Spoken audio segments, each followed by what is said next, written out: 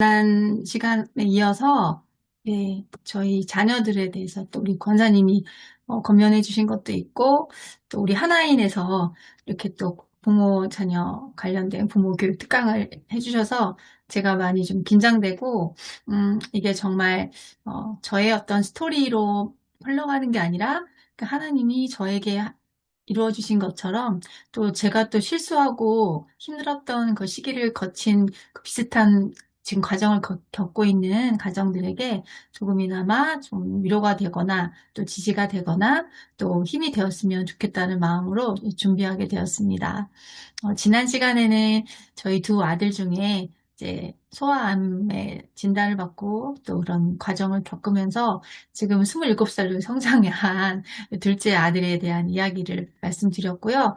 오늘은 또 이어서 그 동생으로 인해서 또 아팠던 과정을 겪으면서 또 청소년기를 많이 좀 힘들어 했고 또 저는 저대로 치열하게 또 아이하고 영적 전쟁을 하면서 하나님께서 그때그때마다 주셨던 마음들, 또 말씀들, 또 그렇게 또 기억하면서 준비하면서 또 그 지난 한 15년 가까이 되는 기간들을 돌아보면서 저 나름대로 또 다시 기도하게 되고 정리하는 시간이 되기도 했습니다. 저희 큰 아이는 어렸을 때 유난히 엄마를 좋아하는 아이였다고 주변에서 많이 얘기해 주셨어요. 저는 당연히 아이니까 엄마를 좋아하는 아이겠지라고 생각을 했거든요. 그런데 한 두 돌 조금 지났을 때 당시 26개월 차였으니까 곧 동생이 태어나기 얼마 전에 아이가 기관지염에 걸려서 이 병원에 한 3일 정도 입원할 기회가 있었는데 그때 같은 병실에 있던 분들이 큰일 났다. 저 엄마 엄청 힘들겠다 이러시는 거예요, 옆에서. 왜 그러시냐고 물어봤더니 아이가 보니까 곧 동생이 태어날 것 같은데, 엄마를 너무 좋아하는 아이라는 거예요, 이 아이는. 그래서 거기에는 이제 좀 저보다 나이 많으신 분들 계셨고, 소아 아이들 이제 병동이긴 했는데, 그때는 그게 무슨 말인지 몰랐었어요. 근데 아이를 키우면서 보니까, 유난히 엄마 곁에서 엄마 붙어 있고, 발가락 하나라도 엄마하고 살이 붙어 있어야 안심을 느끼고, 아이가 좀 엄마에게 붙으리 정도로 이렇게 좀 껌딱지였던 아이였더라고요. 저는 이제 그걸 모른 채 둘째 아이를 이제 출산하고 이제 키우다 보니까 아이가 어렸을 땐 잘 몰랐는데, 한 초등학교 입학 때부터 약간 그 눈빛부터 삐딱한 눈빛을 보이더라고요. 살짝, 예, 그 동생에게 그 사랑을 빼앗긴 폐위된 왕의 그런 모습처럼 이렇게 항상 얼굴이 좀 찡그려져 있고, 동생하고 싸우면 자기만 야단 맞고, 그래서 친척들도 다 같이 동일하게, 너무 편애하는 게 보인다, 너네. 두 부부가. 그래서 저희는 그렇게 편한다고 생각을 안 했는데, 역시나 이제 아기였기도 했고, 또 동생이 나름 또 이제 더 똑똑하고 잘 나갔었어요. 학교에서도. 그러다 보니까 이제 우리 큰아이는 나름대로 자기 안에서 그런 화가 좀 있었던 것 같아요. 어린 시절부터. 동생 때문에.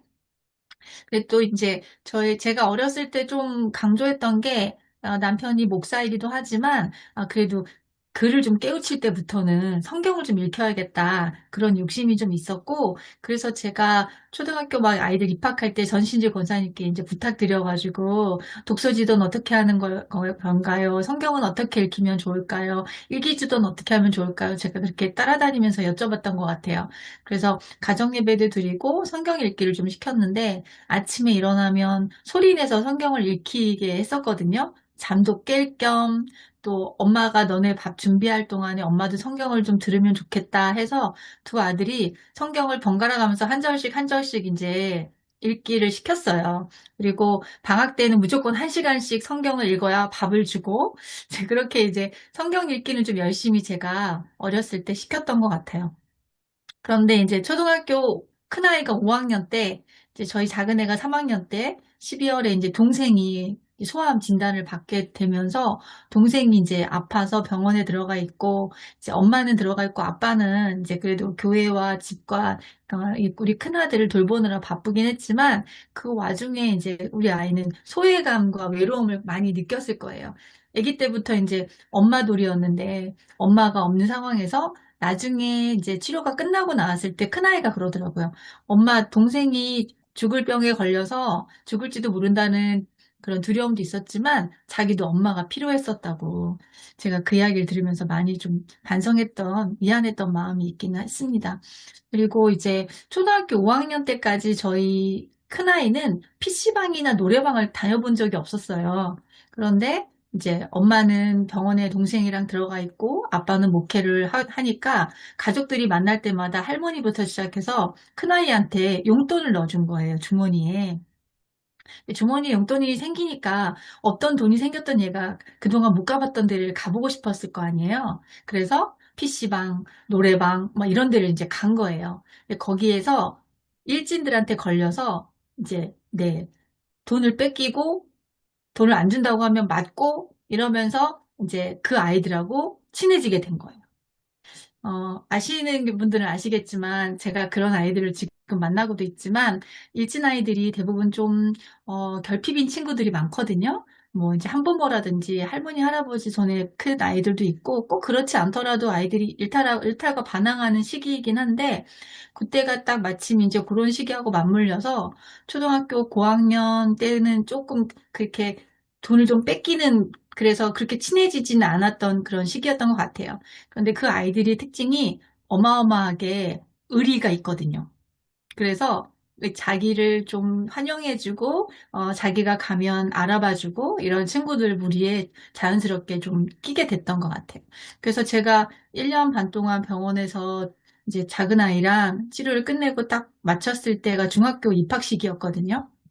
그러니까 이제 중학교 입학을 하면서부터 이제 본격적인 일탈과 반항이 시작이 되었는데 학교에서 전화를 받으면 제가 그렇게 자존심이 상하고 그렇게 속상하고 내가 왜 얘 때문에 이런 전화를 받아야 하지? 그런 마음이 들면서 아이가 미워지고 너 때문에 내가 이런 일까지 겪어야 하나 하는 그런 것과 함께 동생이 지금 힘들게 이 치료를 마치고 왔는데 너까지 엄마를 이렇게 힘들게 할 거야? 이런 마음에서 아이한테 원망과 함께 이런 말로는 그렇게 하진 않았지만 저의 말투와 눈빛으로 그런 메시지들을 많이 전달했던 것 같아요. 사실 사춘기 자녀들 반항하고 속썩이는 이유 중에 하나는 관심받고 싶고 사랑받고 싶은 마음을 표현하는 거거든요. 제가 만나는 아이들 중에 이제 뭐 도벽이라던가 일탈로 이렇게 온 친구들을 보면 그런 마음들을 부모님들이 이제 알아봐주지 못할 경우에 더 크게 관계가 나빠지는 경우들이 많이 있어서 제가 그런 부분들에 있어서는 조금이나마 좀 공감을 하면서 이해를 시켜드리고 설명해드리려고 노력을 하고 있어요. 근데 중학교 때 갑자기 학교에서 전화가 옵니다. 아이가 아침에는 조회 시간에 있었는데 종례 시간에는 안 보이는데 집에 있느냐고. 집에는 안 왔거든요. 그래서 그렇게 학교에서 그냥 이렇게 학교 일탈하는 거는 다반사였고, 친구들과 어울려 다니면서 다양한, 네, 경찰에 불려가거나 법원까지는 가지 않았지만, 그래도 항상 마음을 졸이면서 중학교 시절을 보냈어요. 그리고 제 마음 가운데는 자녀가 미워질 때, 죄책감이 드는 거죠. 아, 내가 낳은 아이를 하나님이 주신 아이인데, 이렇게 미워하는 게 맞을까? 그러면서 하루하루 제가 기도했던 기도 제목은 이 아이를 사랑하게 해주세요였어요. 네. 남편이 저에게 늘 그런 말을 했거든요. 여보, 집사님 아들이라고 생각해. 당신 아들이 아니고, 내 아들 아니지. 그런데 자꾸만 이제 제 눈앞에 있는 아이를 보게 되면 너무 막 이렇게 안쓰러운 마음도 있지만 한켠에 그 표현보다는 너무 미웠던 마음이 많으니까 옆에서 안타까워하던 남편이 그렇게 말한 적도 있었어요. 그래서 말씀에도 있지만 사랑을 구하라고 했으니 지금은 내 안에 이 아이에 대한 사랑보다는 미움이 더 크니까 사랑하게 해달라는 기도를 새벽마다 하면서 제가 다른 기도보다 그냥 울었던 것 같아요. 저에게 위로해 주시는 많은 분들께서 눈물도 기도야 이렇게 말씀해 주시는 분들도 있었지만 정말 그때는 또 작은 아이가 아팠을 때 흘렸던 눈물과 달리 또 복잡한 심경에 네, 그런 서러움이 섞인 그런 울음이었던 것 같아요. 그래서 남편이 이제 옆에서 지켜보다가 제가 아무래도 잘못될 것 같더래요. 그래서 어, 본인에게 훈계하고 잔소리를 하고 어떤 이제 뭐 어, 제한을 두거나 이런 부분들은 남편이 하겠다.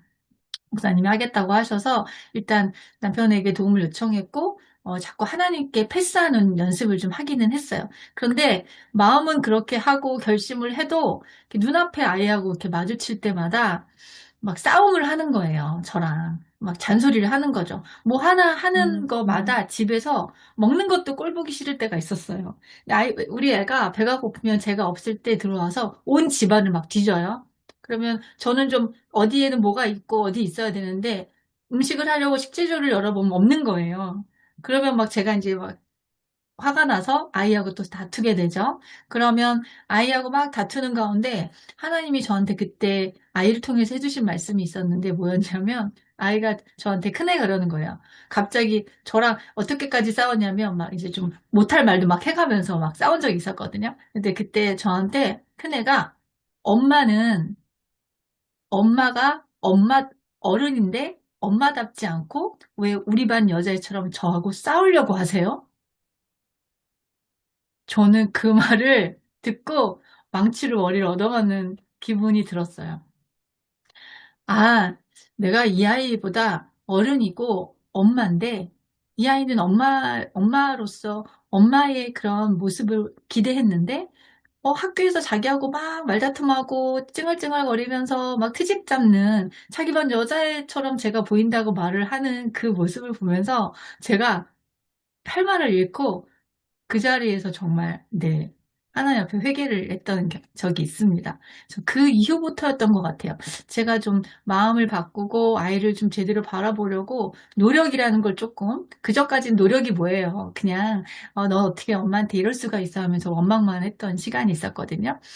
왜냐하면 제가 중학교 3학, 우리 아이가 이제 중학교 3년을 내리 그렇게 저하고 치열하게 영적 전쟁을 하면서, 하나님 께서 회개했다가, 다시 아이가 하고 싸우고 왔다가, 이러기를 반복했었고, 아까 그 사건은 중학교 한 3학년? 중간쯤이었던 것 같고, 중학교 3학년에서 이제 고등학교 진학을 하는 이제 시기가 되었는데, 제가 작은 애를 데리고 이제 병원에 진료를 기다리고 있는데, TV에서 특성화 고등학교 편이 이제 쫙 나오는 거예요. 근데 그때 인천 해사고에 대한 이제 입학 설명회처럼 그, 뭐 이렇게 아주 촬영을 잘 해가지고 그 학교에 정말 가고 싶게 만든 어떤 그런 프로그램이었는데, 거기는 기숙사도 되고요. 돈도 전혀 들지 않고, 모든 뭐 먹는 거, 뭐 자는 거, 모든 것들을 다 이제 학교에서, 나라에서 이제 지원을 받는 학교여서, 저 특성화 고등학교 괜찮네 하면서, 이제 집에 가서, 이제 큰아이랑 이 학교에 대해서 이제 다시 막 이렇게 설명을 해주고, 찾아보고 하면서, 너 이 학교 가보는 건 어때? 이제 그때 한참 이제 입시가 다가오고 있어서 이제 고등학교 이제 지원을 해야 되는 상황이었거든요. 근데 제가 봐도 공부는 뭐 이미 마음이 떠났고 공부도 안 될 것 같고 여기에 가서 기술을 익히면 배를 타고 전 세계를 다니면서 여행도 하는 것 같고 좋지 않니? 그 당시에 좀 그때 같이 봤던 영화 중에 하나가 엄청나게 멋있는 선장이 나오는 그런 영화가 하나 있었거든요. 그래서 거기처럼 막 선장도 될 수 있고 기관사도 될 수 있고 돈도 많이 벌고 세계 여행도 할 수 있고 막 제가 막 꼬셨어요. 근데 민 마음에는 얘를 보기 싫은 거예요.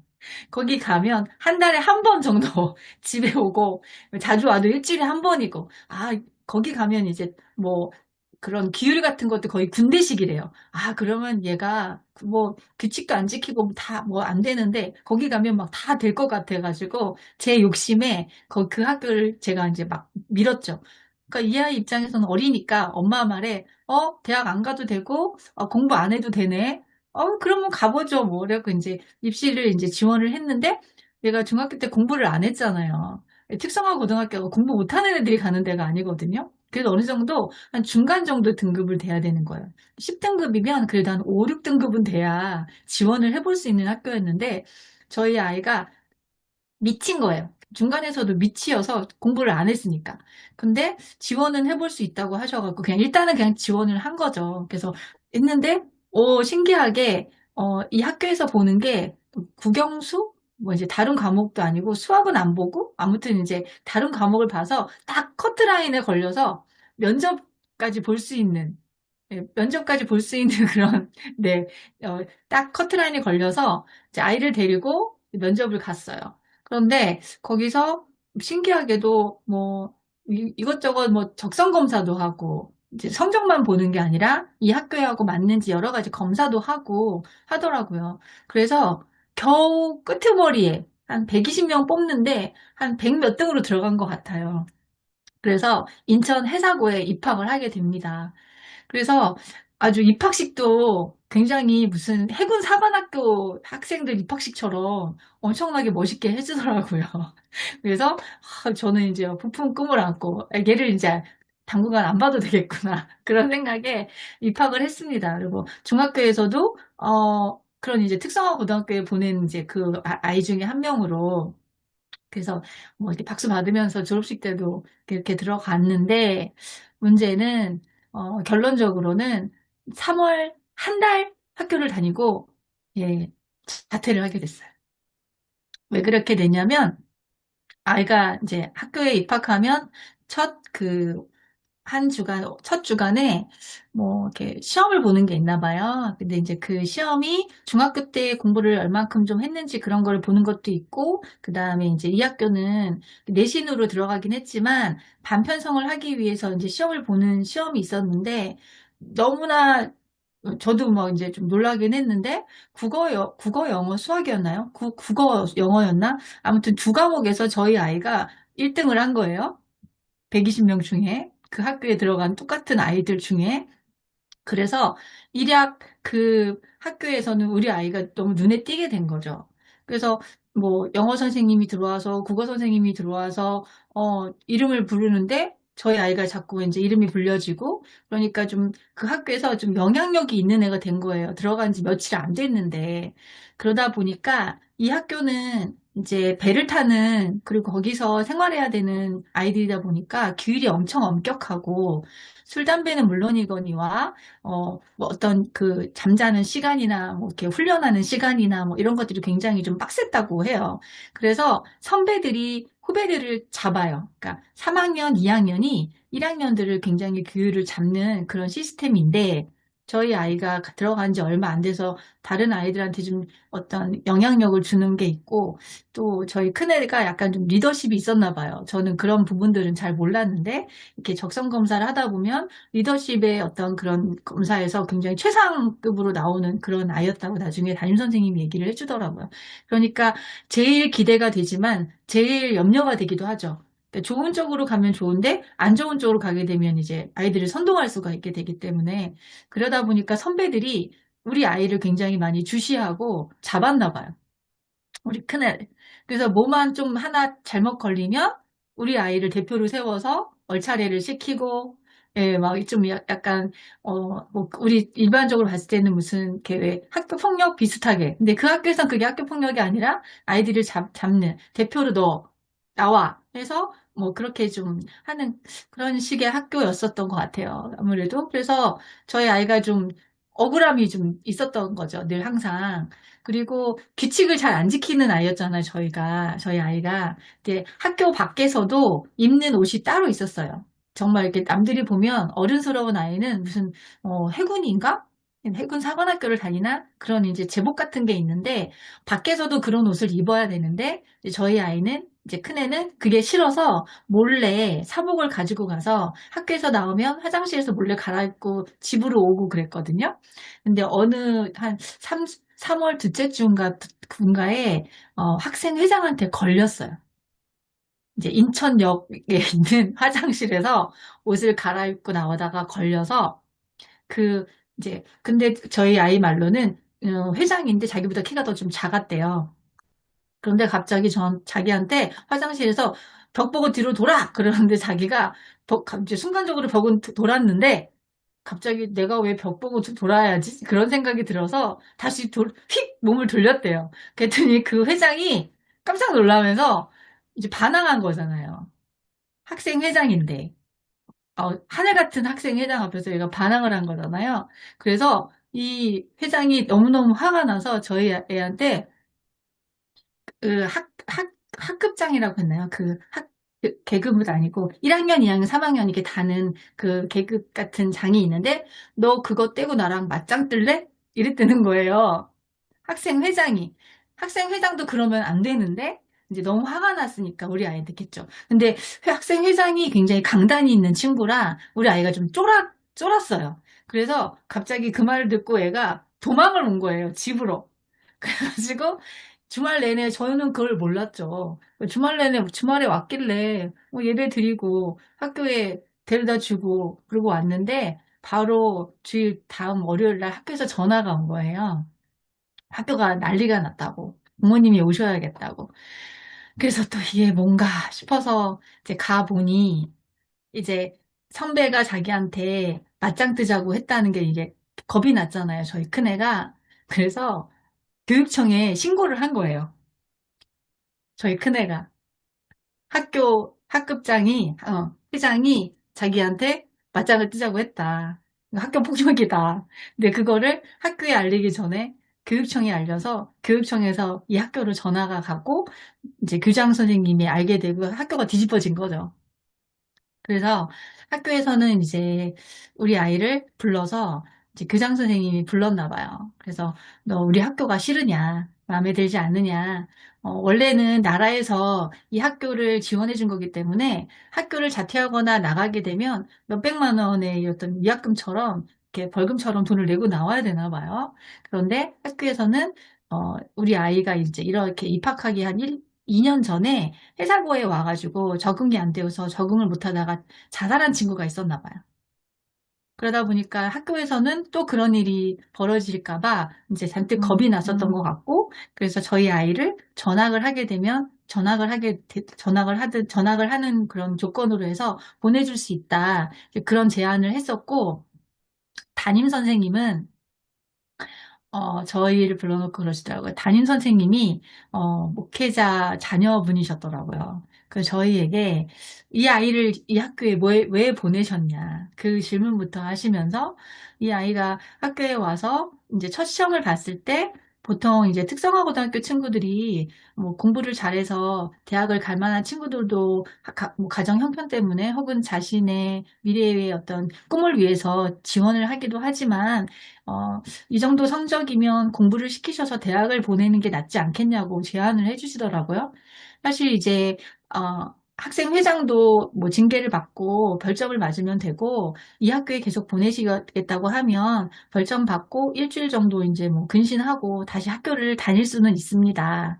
그런데 자기가 봤을 때는 이 아이의 리더십이나 그동안에 이제 학교에서 매주 검사를 하더라고요.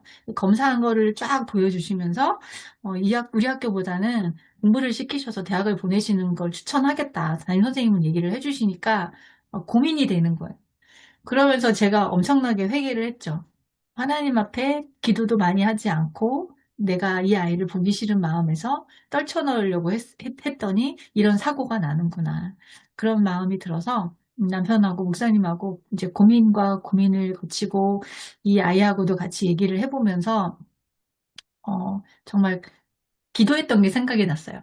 제가 중학교 때 이 아이 중학교 앞에서 기도하는 엄마들을 모아서 학교 앞 공원에서 같이 막 기도하고 그랬거든요. 정말 이 아이를 하나님의 안에서 정말 흩어지지 않게 해달라고. 정말 옆집 아이처럼 생각하게 해달라고.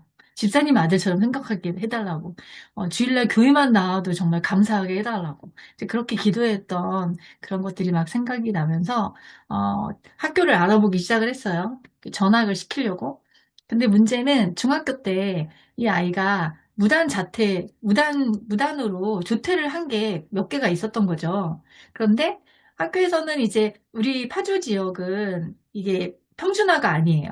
비평준화여서 아이들이 학교를 지원하고 또 거기에서 커트라인에 들어야지 입학을 할 수 있는 학교여서 뭐 티오가 난다고 해도 많이 좀 거르는 경향이 있는데 이제 인천 해사고에 입학했다 전학을 한다고 하니까 학교에서는 오케이 한번 와보시라고 다 와보긴 하라는 거예요. 근데 그 생기부에 나와 있는 무단 조퇴가 이렇게 걸려 있는 거를 보면 받아줄 수 없다. 그래서 몇 개 학교에서 퇴짜를 받았어요.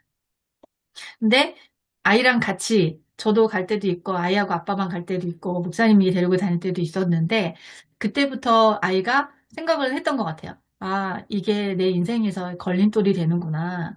내가 학교를 전학하고 싶어도 마음대로 전학할 수 없구나. 그런 생각을 하게 됐고, 그러면 홈스쿨을 해야 되나? 검정고시를 봐야 되나? 고위 검정고시를 해야지 뭐, 그래도 어떻게 학교를 이어갈 텐데 고민을 하다가, 대안학교를 생각하게 됐어요. 대안학교에 가고 싶다고 해서 다 입학이 되는 건 아닌데 무엇보다도 물질적인 것들이 굉장히 부담이 될 것 같아서 근데 그때 마침 이제 아는 분이 그 학교에 보내는 학생이 있었는데 목회자 자녀는 거기가 기독교 대안학교라서 이제 많이 저렴하게 장학금을 주기도 하니까 한번 가보시라고 안내를 좀 해주셔서 가봤어요.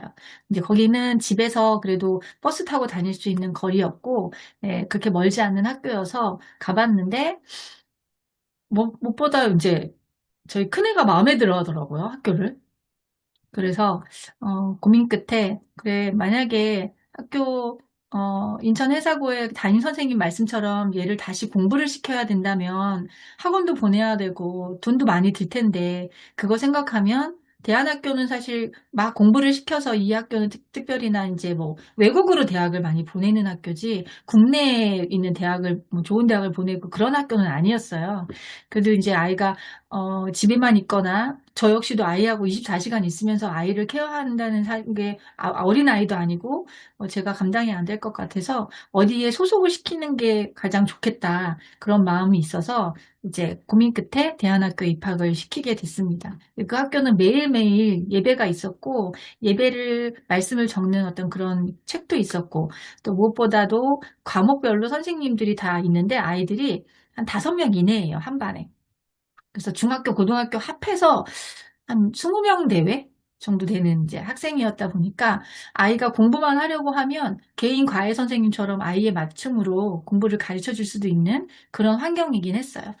그래서 저희는 이제 그런 과정에서 뭐 빚도 지게 되기도 했지만 그래도 다른 어떤 학원비나 이런 거 생각 안 하면 보낼만 하겠다 해서 이제 대안학교에 입학을 시키게 됐습니다.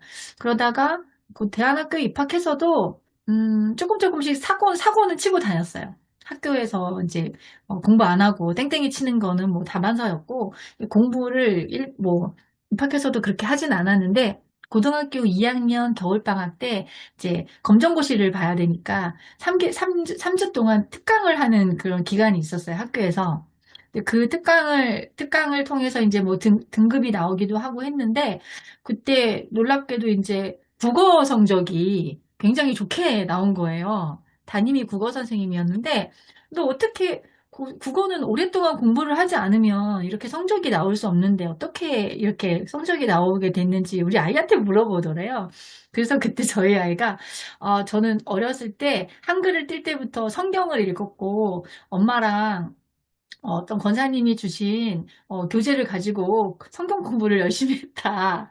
그래서 자기가 이렇게 국어 성적이 잘 나온 게 아닌가 생각이 듭니다. 그랬대요, 본인 말로는. 그랬더니 그 선생님도 이제 기독교 대안학교다 보니까 일리가 있다. 그러시면서 그때부터 아이에게 국어 공부를 개인적으로 좀 가르쳐 주기 시작을 하셨던 것 같아요. 이제 국어에도 여러 가지 뭐 있었겠지만 저는 잘 모르겠어요. 그래서 그때 조금 공부 자신감이 올라왔었던 때가 있었고, 그리고 이제 검정고시를 치르고 이제 고3이 이제 되어가는 그때쯤에 사건이 또 하나 일어나게 되는데, 그게 어떤 사건이냐면, 제가 오토바이에 치여서 이제 무릎과 발목 사이에 뼈가 완전히 기역자로 꺾이는 사고를 당해요, 제가. 그날이 5월 5일이었고 우리 아이가 고3 때였거든요. 큰아이가 뭐 신호등을 잘 건너가고 있는데 신호를 무시한 오토바이가 저를 치는 바람에 뼈가 부러졌고 병원에서 이제 수술을 하게 됐었는데 음, 뼈가 부러지고 당일날 이제 5월 5일 공휴일이어서 응급실도 10,000원이었고 병원에 의사도 없었고 밤새도록 이제 어떤 처치도 없이 제가 밤을 새는 그 가운데 하나님께서 저를 회개시키신 게 뭐냐면 야곱의 환도뼈를 생각나게 하셨어요. 그러니까 아이만 바라보고 아이가 문제라고 생각했던 저의 시선을 하나님께서 저에게 돌리게 해주시는 계기였어요. 제가 얼마나 고집스러웠는지. 마음으로는 사랑하게 해달라는 기도를 하면서 정말 아이를 열심으로 제가 할 수 있는 만큼의 최선을 다하지 못했던 제가 생각이 났어요. 그래서 뼈가 부러지는 고통 속에 하나님은 나를 이렇게 다뤄 가실 수밖에 없었겠구나 하면서 회개의 눈물을 제가 그때 많이 흘렸죠. 그러고 났는데 뼈가 부러진 그 통증이 계속 있는 게 아니라 조금 괜찮았다가 또 아팠다가 막 이제 그랬거든요. 그 병원에서의 이제 그 오토바이 사고를 또 이야기할래도 뭐 길지만 우리 아이가 중심이니까 오늘은 네 그래서 오토바이 사고로 제가 한 두 달 동안 병원에 하게 되는 이제 시간이 있었습니다. 그래서 이제 뭐 병원에서는 2주 만에 나오게 됐지만 이제 요양병원에서 걷지를 못하니까 치료를 받으면서 이제 지내게 됐어요. 그런데 제가 수술하고 나온 바로 다음 날 5월 6일에 하나님께서 제 마음 가운데 저희 큰애가 너무 보고 싶은 마음을 주신 거예요. 몇 년 동안 아이가 보고 싶다는 생각을 해본 적이 없어요. 어디를 여행을 가고 뭐 어디 수련회를 가도 전혀 그런 생각이 나오지 않았었는데 제가 수술하고 나오자마자 남편 목사님한테 큰아이가 보고 싶다고. 그러니까 저희 남편도 깜짝 놀라시는 거예요. 아니 그런 말을 이제 처음 들어본 거겠죠. 이제 최근에는 어, 아이가 크고 난 이후에는 그러고 나서 아이를 저녁에 데리고 왔는데 엄마가 네가 보고 싶대 라는 말을 전했을 때 저희 큰애도 놀라더래요. 엄마가 나를 왜? 그런데 아이가 병원에 이제 왔는데요. 음, 아무 말도 할 수 없었어요. 그냥 아이 손을 붙잡고 제가 그냥 울었어요. 아이도 아무 말이 없었어요.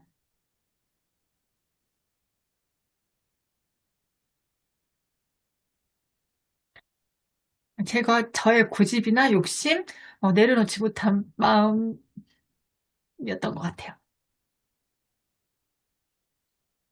잠시만요.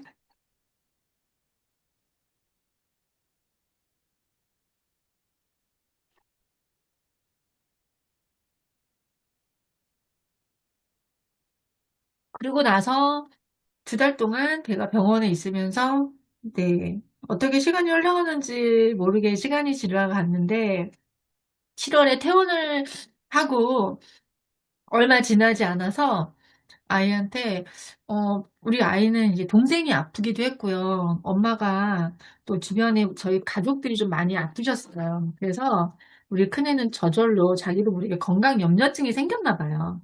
그래서 재밌는 거는 저희 큰아이가 체하기만 해도 119를 불러요. 너무 아프고 막 그러면 저랑 아빠가 안 보이면 부사님이 안 보이면 막 119를 부르기도 하고 그럴 정도로 굉장히 좀 아픈 걸 못 참고 힘들어하는 아이인데 어, 언제부턴지 모르게 제가 관심을 못 가졌어도 그렇고 병원에 이제 오래 이 두 달 동안 있어서도 그랬겠지만 아이가 자기가 아픈 거를 저한테는 얘기를 안 하고 있어서 몰랐는데 동네 병원에 갔더니 귀 옆에 여기 이렇게 만져지는 딱딱한 뼈가 있잖아요. 근데 거기 아래로 500원짜리 동전만한 혹이 생긴 거예요. 근데 그게 점점점 커졌대요, 아이 말로는. 근데 어느 날 갑자기 또 아픈 것도 같아서 혼자서 병원 잘 다니거든요. 병원에 갔는데 의사 선생님이 큰 병원으로 가보라고 했다는 거예요. 그때서야 저한테 알려줘서 이제 대학 병원에 가서 조직 검사도 하고 유전자 검사도 했어요. 일단 수술을 해야 된다고 해서. 그런데 어떤 검사를 했는데도 병명이 나오지 않고 점점 이제 뭔가 문제는 있다고 얘기를 하고 그래서 저는 순간 암센터를 가야 되나? 그런 생각을 했어요. 그런데 암센터에 가면 분명히 저희 작은 애를 담당했던 선생님이 만날 텐데, 작은 애도 아팠는데 큰 애까지 아프다고 병원을 데려가야 하나 하는 자존심이 이틀을 갔어요. 이틀 동안 잠을 못 자고 기도하면서 불렀던 것 같아요. 하나님, 이게 뭐죠? 그 작은 아이도 이렇게 아팠는데 제가 모르면 모르지 1년 반 동안 그 병원에 있으면서 어떤 비슷한 이 병을 가진 친구들이 어떻게 치료하고 어떻게 그 과정을 겪었는지 너무나 잘 아는데 의심되는 병명은 림프종이었어요.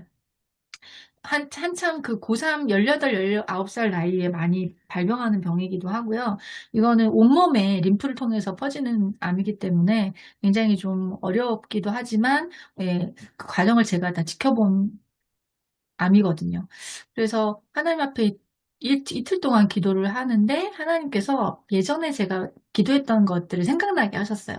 하나님께 어떻게 기도했냐면 하나님 얘가 고3인데요. 이제 20살이 돼서 대학을 가든 대학을 못 가든 제 품에서 이제 떠나야 할 것 같은데 그러면 이 아이가 지금까지는 이제 엄마 아빠가 무서워서라도 주일날 예배는 꼭 나와야 하는 거라고 알고 있어서 타협하지 않았거든요. 저희는 주일 예배를 드리는 것과 헌금을 하는 그런 신앙 교육은 꼭 해야 된다고 생각을 해서 그런데 이 아이의 성향을 봐서는 대학을 가거나 20살이 넘어서는 튕겨 나아갈 것 같은 거예요. 그래서 그게 너무 좀 무섭고 두려워서 기도했던 게 생각이 나면서 하나님이 우리 아이가 성인이 되기 전에 기회를 주시고 경고를 하시는 거라는 메시지라는 생각을 제가 하게 됐는데 저희 남편도 동일하게 그렇게 기도하면서 그 마음을 받으셨더라고요. 그래서 이틀이 지난 다음 날이 암센터에 저희 아이를 치료했던 선생님한테 이 CD랑 수술했던 걸 자료를 가지고 가는 날이었어요. 굉장히 마음이 편안해지면서 하나님이 잠을 주시더라고요. 이틀 동안 잠을 못 잤는데. 그래서 하나님께 응답을 받았다 믿고 병원을 갔어요. 정말 하나님의 일하심은 제가 먼저 뼈가 부러지는 아픔을 통해서 회개를 시키셨을 때 그때 한참 유행하던 찬양이 시선이라는 찬양이었거든요. 모든 시선을 주님께 드릴 때 하나님 일하시네. 그 다음에 따라오는 은혜와 하나님의 일하심을 제가 볼 수 있었어요. 어, 그 다음에 일어난 또 기적이 이 아이를 데리고 암센터에 갔고 저희 작은 애를 치료했던 선생님을 만났을 때 저의 자존심이 무슨 소용이 있나. 아이의 생명이 중요하지. 그리고 찾아갔을 때 암센터에서 만난 그 작은 애 지추이가 깜짝 놀라시면서 어우, 형이었냐. 설마 했는데 어떻게 많이 힘들었겠다 하시면서 아주 꼼꼼하게 수술한 거랑 치료했던 것들을 봐주셨어요. 그러면서 나온 결론이 뭐냐면 림프종의 5%에서 10% 내외는 수술만으로도 해결이 되는 경우가 있다. 그런데 지금 봤을 때는 이 아이 몸에 수술을 일단은 해서 적출을 했기 때문에 림프종이 그 수술을 했던 그 조직은 맞지만 진단은 내리지 않을 정도가 됐고 어떤 다른 치료가 필요 없다라고 말씀해 주셨어요. 그러면서 굉장히 럭키한 케이스다. 다른 어떤 치료가 필요 없고 1년에 한 번, 2년 정도만 와서 추적 검사만 해보자. 이렇게 말씀을 하셨어요. 근데 그때 옆에 같이 큰아이가 있었거든요. 제가 가기 전에 이제 남편 목사님이랑 같이 얘기했어요. 너 이거 하나님이 주신 경고야. 그리고 하나님이 너에게 이렇게 하라고 하신 이유가 있을 거야. 너가 경고를 잘 받고 하면 너는 나을 수도 있고 훨씬 더 건강해질 수도 있을 거야라고 얘기했을 때 저희 큰애가 반신반의했었거든요. 그런데 정말 그 자리에 가서 그 주치 선생님 말을 듣고 아이가 울더라고요. 정말 엄마 아빠 말이 맞구나. 그러고 나서 이제 그때까지도 수술 자리가 아물지 않아서 이렇게 붕대로 칭칭 얼굴을 감고 있었거든요. 그 상태로 교회에 가서 정말 한 2시간을 넘게 울면서 기도를 하더라고요. 큰아이가. 그게 시작이었던 것 같아요. 그때가 9월이었고 이제 9월 모의고사를 보는 시기였거든요. 근데 모의고사를 보러 가겠대요. 공부도 안 했는데. 그래서 아니 이게 붕대를 칭칭 갖고 누가 보면 너 교통사고 나가지고 온 줄 알겠다. 안 봐도 된다. 그런데도 굳이 가서 이제 모의고사를 봤죠. 이제 뭐 시험 못 봤죠. 그런데 그때부터 수능이 딱 50일이 남아 있었어요. 근데 아이가 이제 체념을 하고 아빠 늦었죠. 이제부터 공부하면 이제 늦은 거 아닌가요? 이제 얘기를 했을 때 이제 저희 남편의 특징은 굉장히 온유하십니다. 그리고 인내심이 엄청나고 인내와 사랑은 또 예, 제가 남편을 존경하는 이유 중에 하나죠. 저는 못하는데 아이를 끝까지 지켜봐주는 아빠의 그 인내와 사랑 그리고 예수님 같은 온유한 마음이 있어서 아빠가 아직 늦지 않았어. 아빠를 믿고 지금부터 다시 공부해봐. 그 말을 듣고 아이가 교회에서 아빠 목사님 그 노트북 컴퓨터 앞에서 인터넷 강의를 들으면서 50일 동안 공부를 합니다. 그래서 수능을 봤어요. 뭐 수능을 그렇게 잘 본 건 아니에요. 그런데 본인이 이제 가고자 하는 학교에 논술을 이제 제가 막 버벅거리고 있는데 그 대안학교에 다닐 때 국어 선생님한테 한번 국어 자신감을 얻었잖아요. 그런데 또 고3 때 담임이 수학 선생님이셨어요. 근데 너 수학은 또 좀 해야 되지 않겠니? 라고 했더니 수학 선생님한테 갔나 봐요. 그래서 고3 때, 고3 올라가는 겨울방학이었죠. 선생님 제가 뭐죠? 수학, 제가 또 이렇게 단어가 생각이 안 나요. 수학을 풀 때 그 기본으로 기본서로 하는 책이 있잖아요. 권사님, 그 뭐죠? 아시는 분. 네네, 정석. 수학 정석을 풀겠다고 했대요, 선생님한테. 그랬더니, 야, 지금 애들은 다 풀고, 정리할 때야. 지금에서 무슨 소용이 있냐? 이렇게 말을 하는 선생님의 이야기에, 그때 하나님이 주신 게 아닐까 그 마음, 오기가 생기더래요. 그래서 고3 올라가는 그 겨울방학 때부터 저희 아이가 혼자서, 네, 수학 정석을, 원, 투요? 그거를 6번을 풀었대요. 그것도 고3 올라가는 겨울방학 때부터 시작을 해가지고. 근데 이제 그거를 보신 수학 담임 선생님이, 어, 얘가 이렇게 하네? 그러니까 대안학교다 보니까 본인이 하려고 하면 선생님들이 도와주시는 거예요. 억지로 아이들을 끌어서 앉혀놓고 공부를 시키는 분위기는 아니었고. 그래서 그 수학 담임 선생님이 하루는 저희한테 얘가 수학이 좀 되는 것 같다. 그리고 혼자서 이렇게 오답 노트를 만들고 이렇게 수학을 푸는 걸 보니까 수리 논술로 대학을 가면은 어떨까 이렇게 제안을 해주시더라고요. 그래서 뭐 저희야 뭐 아는 게 있어야죠. 뭐 그렇게 하시면 뭐 그렇게 하면 하죠 하고 수리 논술을 준비를 하게 됐었거든요. 그래서 이제 수능은 기본적으로 봐야 되고 최저를 맞춰야 되니까 시험을 받고 수리 논술 같은 경우에도 이제 5개, 6개까지 학교를 넣을 수가 있는데 자기가 가고 싶어 했던 학교 중에 제일 마지노선이 인하대학교였거든요. 그래서 인하공대에 이제 넣었는데 다른 데 다 떨어지고 인하공대에만 합격을 했습니다. 근데 그것도 정말 하나님의 놀라운 은혜였던 게 다른 학교는 다 준비를 했던 만큼 시험을 잘 봤대요. 근데 다른 5개 학교는 수능 최저를 못 맞춰서 아예 생각을 못했고 마지막 인하공대는 그것도 정말 20문제 중에 아는 문제가 하나밖에 없어서 그냥 안 하고 나오려다가 아빠가 해주신 말씀이 생각이 나더래요. 어, 지혜를 구할 때 하나님이 꾸짖지 아니하시고 부어주신다. 그 말씀이 갑자기 생각이 나서 그래, 하나님이 계시다면 나를 도와주신다면 내가 한번 기도 한번 해볼까? 하고 1번밖에 모르겠더래요. 앞뒤 문제를 보는데 1번밖에는 자기가 모르겠어서 그래 아는 문제라도 풀자 하고 기도하고 1번을 풀고 있는데 너무나 신기하게 1번을 풀고 있는데 2번을 푸는 문제가 어떻게 풀어야 되는지가 생각이 나더래요. 2번을 푸는데 3번 문제를 어떻게 풀어야 되는지가 생각이 나더래요. 그래서 시험을 보고 나오면서 아빠한테 긴 문장에, 지금도 저희 목사님이 갖고 계신데, 긴 문장에 문자를 보낸 거예요. 아빠, 하나님이 도와주셨다고 밖에는 설명할 방법이 없어요. 문제를, 시험지를 보는데, 1번밖에는 제가 아는 문제가 아니어서 그냥 나오려다가 아빠가 해주신 말씀이 생각나서 기도하고 문제를 풀었더니 문제가 풀렸어요. 아마도 제 생각엔 90점 정도 나올 것 같아요.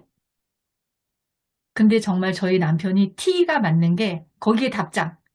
네가 90점인지 어떻게 알아? 이렇게 답장을 보내신 거예요. 그래서 저희 아이가 아빠 수학은 검사를 해보면 아는데 본인이 다시 검사를 해서 맞춰봤을 때 90점 이상은 맞을 것 같다.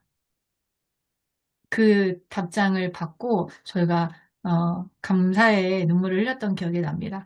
그래서 저희 아이가 76대 1의 수리 논술 경쟁을 뚫고 인하공대에 화학공학과에 입학을 하게 됩니다.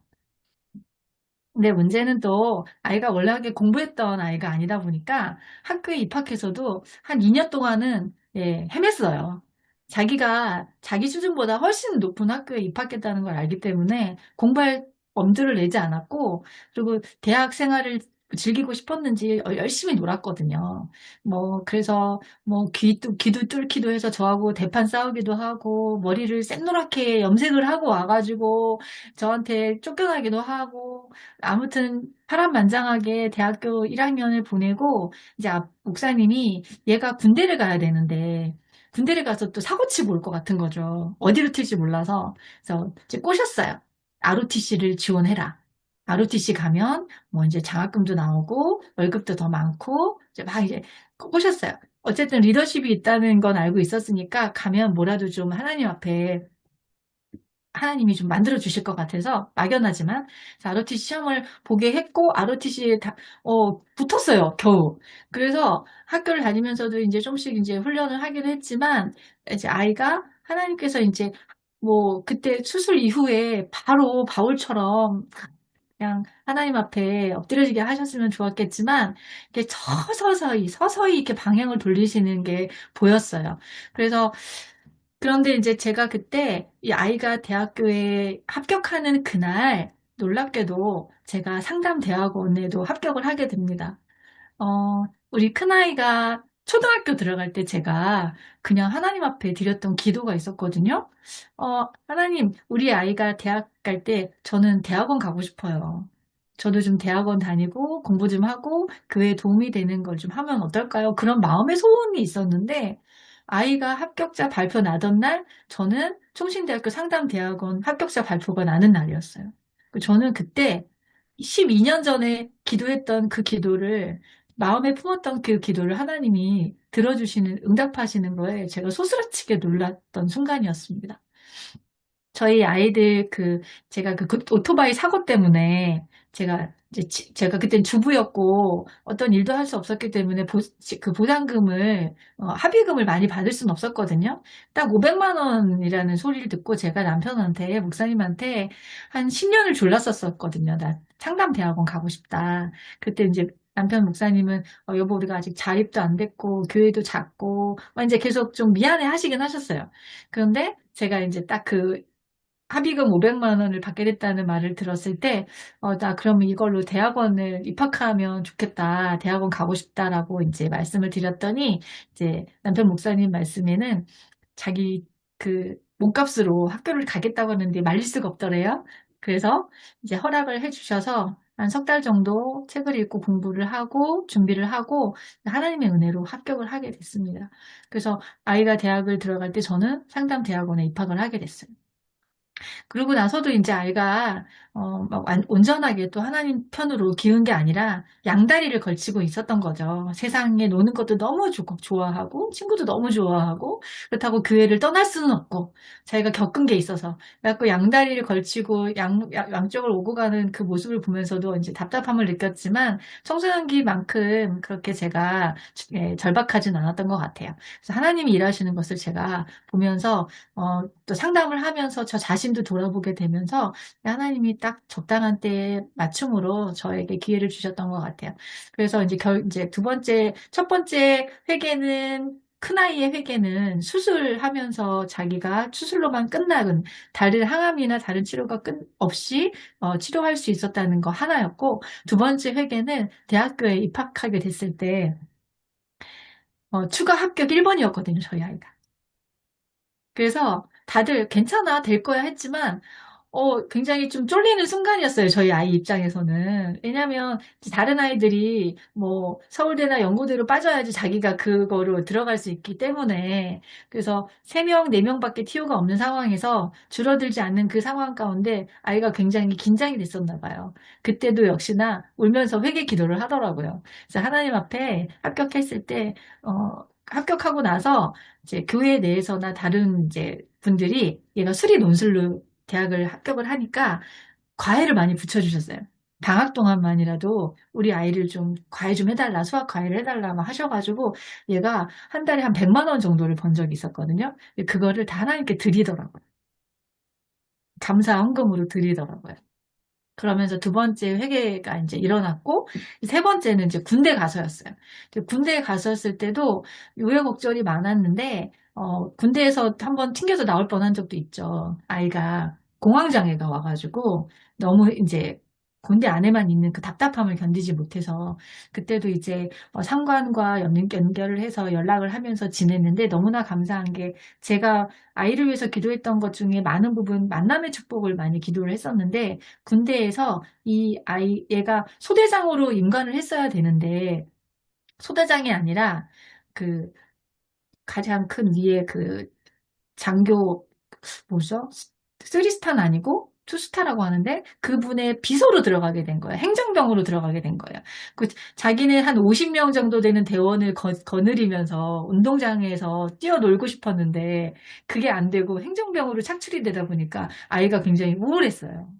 그리고 사무실 안에서 햇빛도 못 보고 있는 그 상황이 몹시 답답했었던 것 같아요. 이제 그런 시간들을 견디면서, 제가 그때 이제 대학원도 다니고 있었지만, 저도 약을 별로 좋아하진 않았지만, 병원 가서 약을 좀 먹으면서 견뎌봐. 이러면서 또 그 위에 상관님이 굉장히 믿음이 좋으신 분이었어요. 그래서 그분하고 상담도 많이 하면서 아이가 군대에서 많이 회복이 됐고, 회복이 되는 그 즈음에 이 아이한테 주셨던 또 하나의 고난은 뭐였냐면 절대 고독이었어요. 이 아이가 간 군대가 화천이었어요. 강원도 화천. 그러니까 화천은요, 탈영병이 없대요. 나가면 길을 못 찾아서 죽는데요, 애들이. 그래서 무서워서 애들이 탈영을 못 하는 곳이라네요. 그러다 보니까 너무 답답한 환경이기도 했고, 대학교 4년 동안 같이 사귀었던 여자친구하고도 헤어졌어요. 군대 간 지 석 달 만에 고무신을 거꾸로 신는 거죠. 그러니까 이 아이는, 아, 세상에 믿을 사람 없구나. 아, 그리고 내가 이렇게 동떨어져 있는 절대 고독을 느끼면서 아빠에게 전화를 합니다. 아빠, 나 하나님을 진짜 인격적으로 깊이 만나고 싶은데 어떻게 하면 돼요? 라고 전화를 했고, 어, 이제 장교다 보니까 전화 통화를 그래도 저녁이면 자유롭게 쓸 수 있었어요. 그래서 매일매일 1시간씩 아빠하고 성경 공부를 했어요. 아이가. 그러면서 기도하는 방법, 또 성경을 읽는 방법, 이런 부분들 같이 성경을 이제 어렸을 때 그냥 엄마한테 잘 보이려고 읽었던 그런 성경이 아니라 이제 자기 성경으로, 자기 걸로 성경을 아주 구체적으로 뭐 정말 우리가 가르쳐 주지 않아도 막 지도를 펴가면서 뭐 나름대로 열심히 막 개관도 막 읽어가면서 열심히 성경을 군대에서 읽었습니다. 그러면서 정말 깊이 있게 하나님을 만났어요. 그냥 하나님이 하늘에 떠 있는 해와 구름처럼 있는 건 알겠지만 나하고는 멀었던 그 존재가 자기 삶 가운데 돌아보니까 아주 어렸을 때부터 엄마, 내가 중학교 때 나쁜 짓 하고 있을 때도 예수님이 계속 보고 계셨다고 생각을 하니까 너무 부끄러워요. 이런 고백들을 하면서 군대에서 정말 하나님을 깊이 만나는 모습을 볼 때 제가 너무 감격스럽고 너무 감사했어요. 그러니까 아이가 언제 변할까? 아이가 언제쯤 정신을 차릴까? 언제 처리될까? 항상 그렇게 저도 늘 못난 마음만 가지고 살았었던 저의 마음을 많이 아이를 보면서 저도 같이 굴러갔던 것 같아요. 그래서 하나님이, 정말, 우리 아이의 지금은 이제 취업해서 29살이고 직장을 잘 다니고 있는데요. 취업을 하는 그 여정 가운데서도 하나님이 굉장히 개입을 많이 해주셨어요. 그러니까 이 아이의 가장 인생에서 고등학교를 갈 때도, 대학을 갈 때도, 군대를 갈 때도, 취업을 할 때도 정말 비슷하고 같은 원리로 하나님이 일을 하셨어요. 그래서 제가 항상 이제 지금은 청소년 상담센터에서 엄마들과 청소년들을 만나면서도 저희의 어떤 이런 경험들이 부모님들한테는 또 아이들한테는 또 도움이 되고 있고 또 위로가 되기도 하고 또 제가 강하게 이야기하는 부분이기도 한데 이제 교회를 다니시거나 믿음이 있으신 분들에게는 또 더 많이 이야기를 해드리기도 하고요. 지금은 제가 부모가 하나님과 자녀를 이어주는 피스메이커다라고 처음 시작하면서 말씀을 드렸고, 그렇지만 저 역시도 당시는 정말 싹이 안 보였어요. 그리고 정말 믿어지지도 않았어요. 아, 이 아이가 정말 변할까? 이 아이가 정말 하나님의 자녀로 잘 자랄까?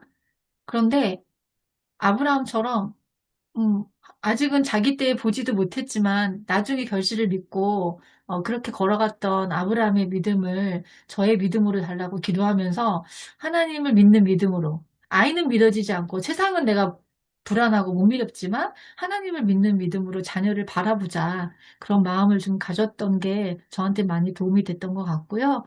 그리고 부모님들한테 제가 늘 말씀드려요. 본인이 원하는 대로 목적을 가지고 자녀들한테 말을 하라고. 그리고 그렇게 선포하시라고.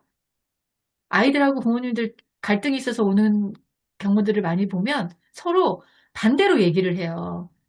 정말 나가라고 하는 게 아닌데 아이는 정말 그렇다고 생각하고 언제 나가야 되나, 나가면 뭘 할까 고민을 하고 있거든요. 그래서 아이들하고 부모 사이에서 제가 통역사가 된 기분이 들 때가 되게 많아요. 결론적으로는 저희 아이는 이제 취업할 때도 하나님의 개입이 있으셨어요. 지금도 저희 아이도 저도 하나님이 만들어가고 계시고 있지만 군대를 제대하고 나서 1년을 취업 준비를 하는데 제가 적응이 안 되더라고요. 우리 아이한테. 어떻게 적응이 안 되냐면 남는 게 시간이고 노는 게 너무 좋고 정말 미래가 없는 것처럼 살았던 아이인데 군대를 제대하고 나서 아이를 지켜보니 1년 동안 지켜보면서 시간 단위로 시간을 쓰고 있고 완전히 정말 계획 없이 살고 저렇게 살아도 될까 싶을 정도로 걱정이 되던 아이가 정말 정말 저렇게 변할 수 있다고 할 정도로 제가 상상했던 것 이상으로 하나님이 저희 아이를 바꿔놓으셨더라고요.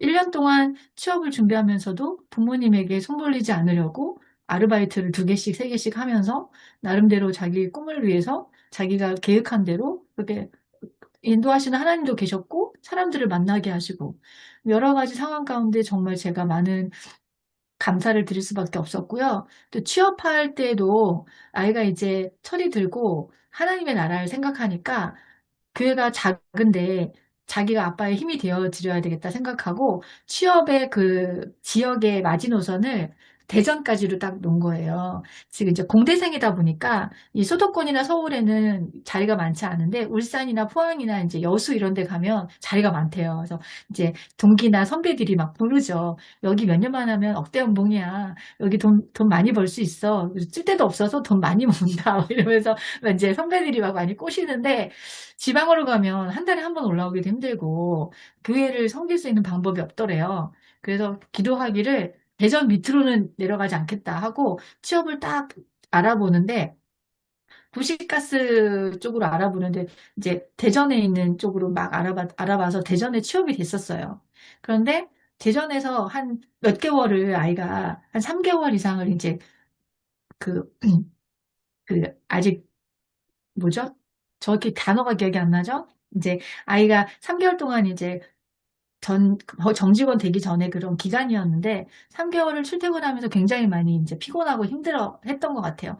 그래서 정직원 되기 전에 이제 원래 서울이나 수도권도 여러 군데 이제 지원을 했었을 텐데 다 스카이들만 이제 뽑히고 자기네 학교는 아예 들어가지도 못하는 서류에서조차도 이렇게 잘리는 그런 상황이었고 저희 아이가 대학교 1학년 때부터 쭉 공부를 잘한 게 아니거든요.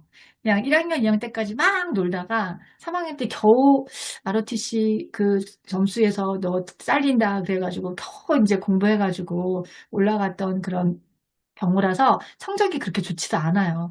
제가 그런 것들을 다 종합해 봤을 때 어떤 서류에서는 잘 되지 않을 거라고 생각은 했었거든요. 그런데 놀랍게도 너무 감사한 것이 3학년, 3학년 때 이제 군대 갔다가 다시 복학한 형을 만났는데 이제 그게 만남의 축복이라고 제가 생각한 게 그 형이 목회자 자녀도 아닌데 이름이 예찬이에요. 엄청나게 믿음이 좋은 청년이었던 거예요. 그래서 그 과에 4년 전 장학금을 받고 온 형제였는데 저희 아이랑 어떤 이제 화학 실험하는 그런 조에 같은 조가 돼서 우연히 알게 됐는데 그 형이 저희 아이하고 같이 그 수업을 하면서 그 이제 대화를 하다 보니까 목사님 아들이네. 근데 작은 교회 목사님 아들이네. 근데 정신 못 차리고 공부를 안 하네. 이런 생각을 하고 저희 아이를 억지로 끌어다가 도서관에 들여다 놓고 공부를 시켰어요. 너무나 감사한 일이죠. 그리고 우리 아이는, 믿음도 좋은 형인데, 공부도 이렇게 잘하고, 이런 형을 또 대학교 때 만난 거죠. 그래서 3학년, 4학년을 그 형이랑 같이 공부를 하면서 저희 아이 성적이 직진 코스로 상승을 합니다. 그래서 4학년 마지막 그 4학년 1학기 때 1등을 했어요. 과에서. 과탑을 한 거예요. 믿어지지 않죠? 너무 신기한 경험을 한 우리 아들이 형한테 너무 고맙다고 했더니 그 형이 오히려 더 고맙다고 이야기를 하고 지금도 같이 잘 교제하면서 만나고 있고 서로 연락하면서 또 잘 지내고 있답니다. 이렇게 구비구비마다 하나님이 또 저희 아이에게 이렇게 천사들을 보내주셔서 아이가 힘들 때마다 그래서 아마 성적이 제가 그랬어요. 너 그 취업할 때 너 성적을 보면 사람들이 그래도 이렇게 못했는데 갑자기 이렇게 또 열심히 하면 올라가네? 그거 보고 너 뽑아준 거 아닐까? 제가 또 그런 생각도 막 하고 이제 놀리기도 했었는데 서울 수도권에 이제 지원을 했을 때 그래도 이제 뭐 3개월 남짓이지만 경험했던 게 있잖아요. 그래서 자기 소개서가 조금 달라졌나 봐요. 그래서 서류에서 합격이 된 거예요. 자기가 가고 싶었던 회사에. 그래서 어, 그때 5차인가 6차까지 아마 있었던 것 같아요. 얘가 한 3번, 4번을 최종까지 갔다가 서류까지 다 하고 면접까지 갔다 떨어졌던 경험이 있어서 굉장히 좀 1년 정도 취업 준비하면서 많이 지쳐 있었던 상황이었었거든요. 그런데 그때 서울에서 이제 수도권에 있는 회사에서 서류가 합격이 되고 또 이제 면접을 보고 이제 하는 가운데 너무 감사했던 게 거기서는 이제 일단은 많이 뽑잖아요. 몇천 명에서 뭐 골라서 이제 뽑아내는데 자기소개서를 보게 하신 분도 있었을 거고 또 거기서 또 이제 아이가 그 회사 준비하면서 컴퓨터 활용도 좀 해야 되겠다 해서 삼성에서 사피라고 해서 삼성에서 이렇게 아이들을 그러니까 월급이 아니죠. 용돈을 줘가면서 이렇게 교육을 시키는 게 있었는데, 거기에도 가서 공부도 했었거든요. 그런 것들 다 뭐, 합력해서 선을 이루시는 하나님께서 취업을 준비하는데 많이 하나님께서 또 개입을 해주셔가지고, 거기서 만난 형제들, 거기서 만난 또 사람들도 다 믿음의 사람들, 너무 훌륭한 사람들도 만나게 해주셔가지고, 거기서 배운 것들이 굉장히 많았어요. 그래서 면접을 최종까지 5번, 6번 겪는 가운데 정말 하나님께서 놀랍게 역사하신 일이 있었거든요. 그게 뭐냐면, 제 아이가, 성적으로나 학벌로는 자기가 제일 미치래요. 그러니까 얘가 면접도 많이 보고 시험을 많이 봐서 그런지 어느 회사는 번호를 매길 때 가나다 순으로 매기는 데가 있고 어느 회사는 성적 순으로 매기는 회사가 있대요. 그래서 자기가 봤을 때 이 회사는 성적 순으로 매기는데 자기가 1차 서류, 2차 서류까지는 제일 꼴등이었다는 거예요. 자기 이름이. 그런데 3차, 4차 올라가면서 이렇게 팀별로 예전 같으면 우리 왜 공동체 훈련 같은 것들을 보나 봐요. 그래서 두 팀으로 나눠서 공동체 훈련 같은 걸 보면서 면접관이 따라다니면서 점수를 매기는데 본인이 두 팀으로 나눴을 때 누가 조장을 하겠냐고 했는데 자기가 손을 번쩍 들었다는 거예요. 그래서 조장을 해서 자기 팀이 이겼대요. 그래서 그 이긴 팀이 그대로 올라가는. 그래서 그때부터 조금씩 하나님이 사람들 눈에 띄게 해 주셔가지고 또, 갑자기 30분 동안만 시간을 주고 PPT를 만들고 발표하는 시간을 주는데 그냥 그 자리에서 주는 거래요. 3가지 주제를 가지고 만들어라. 그런데 자기가 3개월 동안 그, 뭐죠? 인턴으로 있었을 때 했던 주제 중에 하나더래. 그때 자기는 너무나 소름이 끼쳤다는 거죠. 하나님이 날 도와주고 계시는구나. 그래서 본인은 남들보다 빠르게 또 컴퓨터 활용 것도 배웠죠. 그래서 남들보다 빠르게 자기는 한 달 준비했던 걸 지금 30분 동안에 했던 거니까. 그래서 준비도 완벽하게 하고 발표까지 완벽하게 하고 나온 거예요. 그래서 최종 면접까지 올라갔을 때 자기 번호가 1번이었대. 하나님께 영광의 박수를 드립니다. 그래서 본인도 알아요. 대학을 갈 때도 그렇고, 군대에서도 그렇고, 취업할 때도 그렇고, 음, 자기의 생각보다 자기가 상상했던 거 이상으로 하나님께서 자기를 이끌어 주시고 또 그 무엇보다도 그 뒤에는 엄마 아빠 기도 덕분이고 그 뒤에는 또 제가 얼마나 많은 분들께 우리 전신지 권사님께도 기도 부탁을 얼마나 많이 했는지 몰라요. 아이를 위해서. 아이가 힘들게 막 괴롭고 막 그랬을 때도 우리 권사님 다 아시고 제 주변에서 막 같이 많이 기도해 주셨던 분들 덕분이라고 본인이 그렇게 얘기하고 있고요. 얼마 전엔 저한테 그러더라고요. 결혼하기 전까지는 엄마가 나에게 1순위다. 엄마가 사달라는 건 다 사주겠다.